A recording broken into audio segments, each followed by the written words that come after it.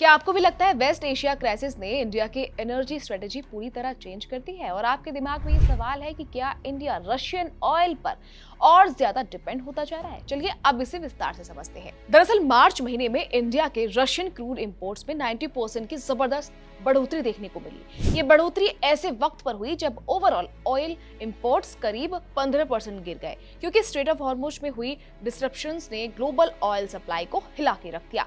इतना ही नहीं, बता दें कि हॉर्मुज स्ट्रेट जो ग्लोबल ऑयल सप्लाई का एक बड़ा रूट है, वहां हुई डिसरप्शन का सीधा असर इंडिया पर भी पड़ा।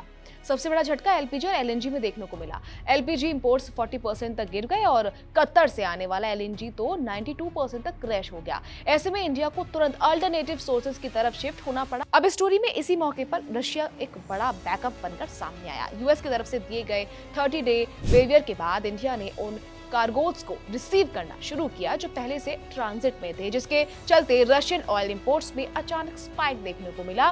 कई मार्केट डेटा और रिपोर्ट्स की माने तो सिर्फ रशिया ही नहीं, इंडिया ने अफ्रीका के देशों जैसे अंगोला, घाना और कोंगो से भी इंपोर्ट्स बढ़ाए। हालांकि उनका शेयर अभी नेगोशिएबल है। वहीं मिडिल ईस्ट प्रोड्यूसर्स भी पाइपलाइन रूट्स जैसे सऊदी और यूएई पाइपलाइंस के जरिए सप्लाई मेंटेन करने की कोशिश कर रहे हैं।